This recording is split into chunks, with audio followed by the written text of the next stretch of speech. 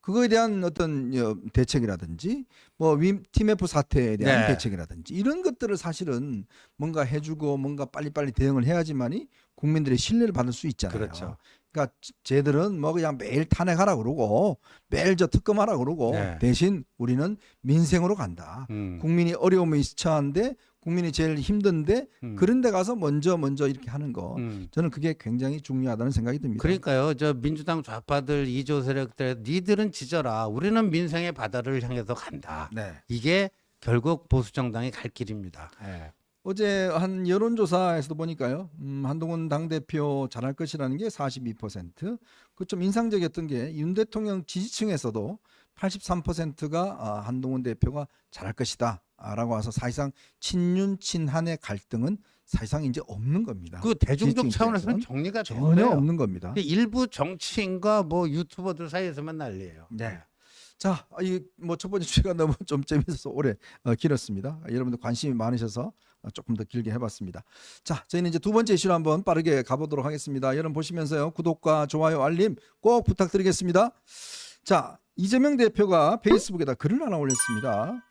서울중앙지방검찰청 문서번호 202487 조회 주요 내용 가입 정보 조회 사용 목적 제공하는 자 서울중앙지검 반부패 수사 일부라는 이름으로 일단 본인의 휴대전화 문자 메시지를 공개를 했어요. 이게 뭐죠? 그게 뭐냐면요. 저도 뭐 과거에 수사 몇 번 저도 받았습니다. 이거 받아본 적이 이런 있어서 문자. 그걸 통보를 받아요. 그러니까 자기 계좌를 누군가가 들여다봤다 하면 네. 당신 계좌를 이렇게 들여다봤다 하는 것도 통보가 오고요. 네. 예, 통신 조회를 당하게 되면 통신 조회를 당신이 받았다라는 것도 관련 기관으로부터 이제 통보를 받습니다. 그래서 저희 보면 이제 이재명 대표의 경우에는 서울중앙지검에서 이재명 대표의 통화 기록을 조회를 했다. 그러면서 은근히 이거 뭐 자기 지금 전당대회 하고 있는데 또 정치 탄압하는 거 아니냐, 이 정치 검찰이 뭐 자기 또 해코지 하려고 그런 거 아니냐, 이런 것들을 강조하기 위해서 저걸 이제 페북에 올린 것 같은데요. 뭐 그러면 뭐 무슨 검찰이 아무런 근거도 없이 저걸 할까요? 저걸 왜 했겠어요? 우리 다 짚히는 데가 있잖아요. 네. 대선 때 이재명의 그 저기 사실상 하수인이라고 할 수 있는 김만배, 네. 김만배가 신앙님 등과 그 작당 모의를 해가지고 가짜 뉴스를 만들어갖고 퍼뜨린 거 아닙니까? 예.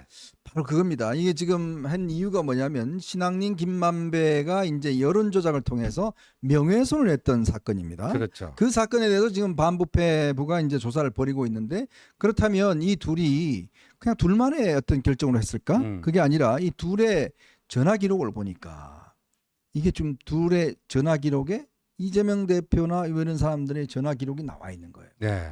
그래서 이제 그거를 직접적으로 이제 조회를 한 겁니다. 저도 이거 몇 번 당해봤습니다. 뭐 저도 뭐 취재를 위해서 이제 뭐 이래저래 하다 보니까 저한테도 문자가 와요. 당신의 뭐 전화번호가 뭐 됐다라고 오는데, 이제 그런 차원에서 이루어진 것인데, 네. 이거를 이제 지금 공개해서 마치 자신을 어떤 탄압하는 것처럼 네. 그렇게 이제 비춰지는 거 아니겠습니까? 그렇죠. 예. 그러니까 뭐 또 피해자 코스프레 하려고 저러는 건데 저건 정말이지. 그 대선 말이죠. 그때 그 뭐 JTBC, 뉴스타파 뭐 이런데, 심지어 JTBC는 그때 그 잘못된 방송했다고 네. 나중에 그 사과 방송까지 했잖아요. 그렇죠. 공식적으로. 그리고 그 JTBC에 그때 누구죠? 이름이 기억 안 나는데 저 뉴스타파로 가버렸잖아요. 네네네. 예. 봉지욱인가요? 뭐. 봉지욱. 네.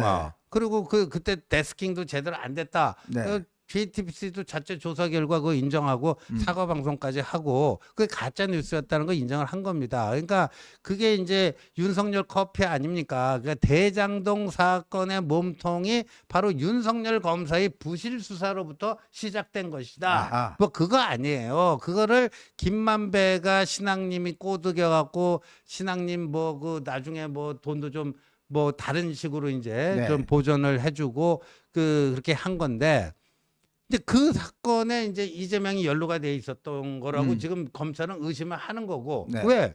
아니 김만배하고 신앙님이 정치인도 아니고 이재명 당선되는 거하고 그 저기 뭐 당선되는 쪽으로 지금 뭐 공작을 하는데, 그렇다면 이재명과의 연관관계를 왜 묻지 않을 수가 없는 거죠. 음흠. 그리고 실제 이재명이요. 그게 그 관련 기사가 나오니까 제일 먼저 페이스북에 올린 게 이재명입니다. 그 관련 그렇지. 기사를 그 당시에. 네. 예. 자, 이건 뭐 수사해 보면 나올 것이고요. 자, 지금 민주당 경선이 진행 중인데 참 재밌는 게 드디어 90%가 깨졌습니다. 네. 광주에서요. 어. 83.6%로 이재명이 뭐 일단 1위를 했고 김두관이 꽤 나왔습니다. 14.56% 이렇게 나왔어요. 근데 여기서 보니까 역시 최고위원 경선에서는 민영배가 27.77%로 1등을 했고 김민석, 뭐 한준호 뭐 이런 걸 기록을 했는데 제가 오늘 재밌는 사실은요. 네. 저희가 옛날에 한번 방송을 해드렸죠. 더민주혁신회의가 지금 강의원이가 네, 강 의원. 광주시당 위원장을 맞아요. 자기가 하겠다고 그랬잖아요. 그래서 양분함하고 지금 붙었습니다. 그렇죠. 누가 된지 아십니까? 누가 됐습니까? 양분함이 됐습니다. 양분함이. 60% 지지율로 와. 30%밖에 못 얻었어요. 강의원이가. 근데 그 저기 권리당원 90%에 대의원 10%인데 네. 권리당원의 상당수가 양분함을 찍었다는 그렇죠. 거네요. 왜냐하면 어. 이게 이제 민주당 내부도 지금 이제 변화가 생기는 거예요. 지금 지금요 이번에 더민주혁신회의가 막 밀고 사실은 저 누굽니까 저 광주시장까지도 사실 밀었거든요. 네. 그런데도 불구하고 결국 현역 의원이 됩니다. 역시 호남이 나름대로 그 균형추를 잡아주는 거 아닌가 네. 싶은데 요새 이제 어대명이 아니고 구대명 아닙니까? 90% 득표율. 네. 구대명. 8대 명 돼야 되네. 근데 이제. 지금 근데 어제 전북, 오늘 광주, 오후에 이제 전남 그 결과도 발표될 텐데 네. 전남 결과도 앞에 팔자가 나오면은 이 호남에서 9대0이 8대0으로 주저하는 거예요. 9대0이 8대0으로. 그러니까 호남 사람들 보면은 야, 이 암만 그래도 그렇지 90%가 뭐야? 쪽팔리다. 이 민주당 어떻게 그래도 90% 이게 조국 99%야 쪽팔리다. 네. 호남만큼 우리가 민주주의의 본산인데 음흠. 그렇게 하면 되겠냐? 그래갖고 그걸 조금 수위 조절한 게 8대0이 네. 아닌가 뭐 이런 생각도 드네요. 근데 문제는요 투표율이 25%밖에 안 돼요. 네? 25% 투표율. 아주 저조하네요. 투표율이 아주 저조합니다. 호남이 네, 호남이 25%예요. 야 그러니까 요번에 그 국민의힘 그 저 전당대회 투표율이 얼마예요? 50%. 50%. 아. 네. 근데 25%밖에 안 돼요. 네. 안 한다는 거죠. 뭐. 그렇죠. 네. 뭐 8대 명 하기 때문에 어. 하겠습니까? 이제 앞으로 8대 명이 돼 버렸습니다. 아. 참 이재명의 어떤 이런 것들이 이제 조금씩 꺾여 나가는 것이 아닌가라는 느낌도 많이 듭니다. 하지만 10월 달 되면 요즘 아무 관심이 없어요. 올림픽 보느라고요. 이거 뭐 TV 토론 이거 뭐고 네 일부러 이렇게 잡은 것 같아요 날짜를. 그러니까요. 저 월드컵 할 때, 네. 올림픽 할 때. 네. 예.